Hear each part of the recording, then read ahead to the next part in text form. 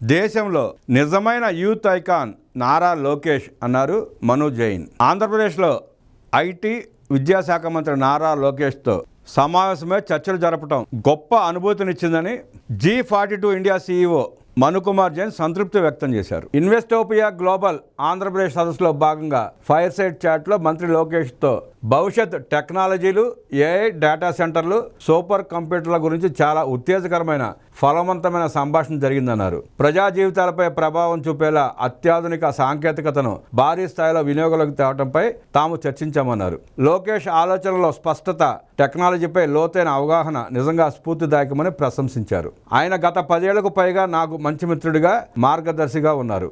ఆయన 2015లో ముఖ్యమంత్రి చంద్రబాబుతో కలిసి ఆంధ్రప్రదేశ్లో స్మార్ట్ ఫోన్ ఫ్యాక్టరీని స్థాపించేలా నన్ను ఒప్పించారు. ఆ నిర్ణయం గొప్ప మార్పు తీసుకొచ్చింది. ఏపీని టెక్నాలజీ, AIలకు ప్రధాన కేంద్రంగా మార్చేందుకు అవిశ్రాంతంగా శ్రమిస్తూ మంత్రి లోకేష్ నేడు నిజమైన యూత్ ఐకాన్గా ఆవిర్భవించారని ఎక్స్ వేదిక మను జైన్ కొనియాడారు.